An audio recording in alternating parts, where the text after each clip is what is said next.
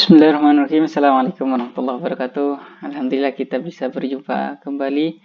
Saya bertemu lagi di channel Zayadi AB, yaitu untuk memperdalami ilmu-ilmu bahasa Arab, dan kita melanjutkan pembahasan kita sebelumnya, yaitu tentang tanda-tanda baca dalam bahasa Arab. Sebelumnya, di video sebelumnya kita sudah membahas tentang tanda koma.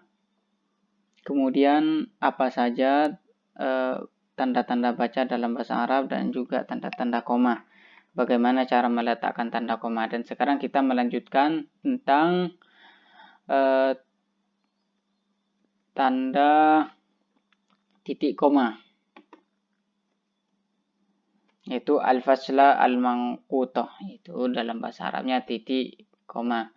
Al-faslatu al-manqutatu. Bahasa Arabnya tanda titik koma itu disebut al-faslah al-manqutah. Kemudian di sini bagaimana kita cara melanjutkannya atau cara meletakkan tanda titik koma ini ketika kita menulis bahasa Arab. Maka di sini ada beberapa kategori yang kita bisa praktekkan ketika kita menulis. Yang pertama yaitu bainal jumlati tawilah. Jadi tanda titik koma itu bisa diletakkan ketika di antara jumlah tawilah atau kalimat yang panjang. Contohnya di sini misal innan nasa la yanzuruna ila zamani alladhi amala bihi fihi wa innama yanzuruna ila miqdari judatihi. Di sini kalau kita melihat, ini sudah ditanda merah sama saya. Ini adalah tanda titik komanya.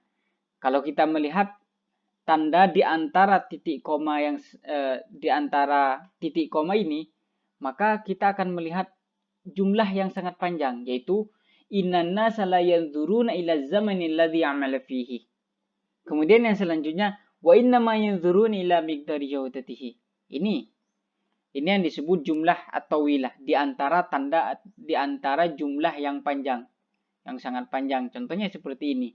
Kalau artinya di sini kan sesungguhnya manusia itu tidak melihat zaman atau waktu yang dikerjakan, tapi yang dilihat itu adalah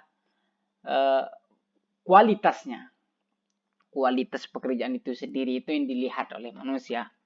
Jadi di sini kalau kita melihat, kalau misal nanti ketika mau menulis, maka yang harus diperhatikan ketika panjang.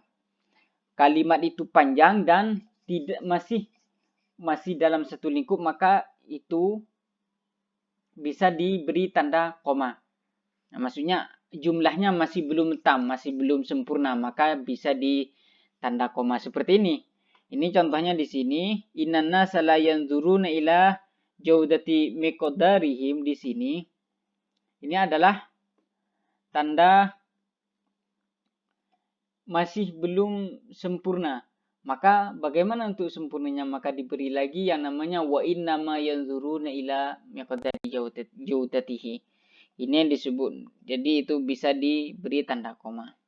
Kemudian selanjutnya yang kedua, bagaimana kita meletakkannya? Yang kedua adalah baina jumlataini ihdahuma sababun fi hudusil akhar.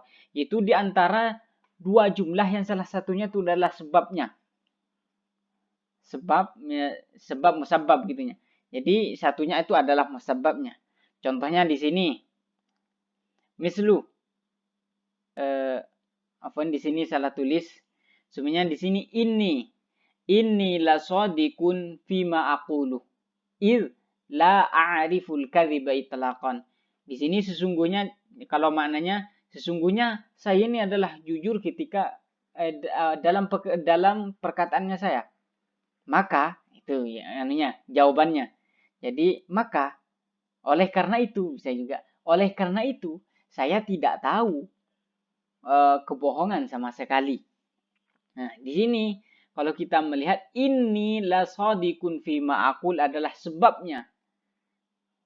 Sebab kemudian id la arifu al-kadhiba itlaqan. Maka saya tidak tahu bohong sama sekali.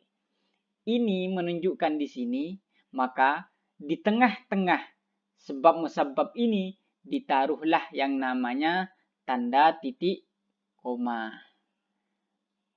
Ya, seperti itu. Kita ulangi lagi dari awal.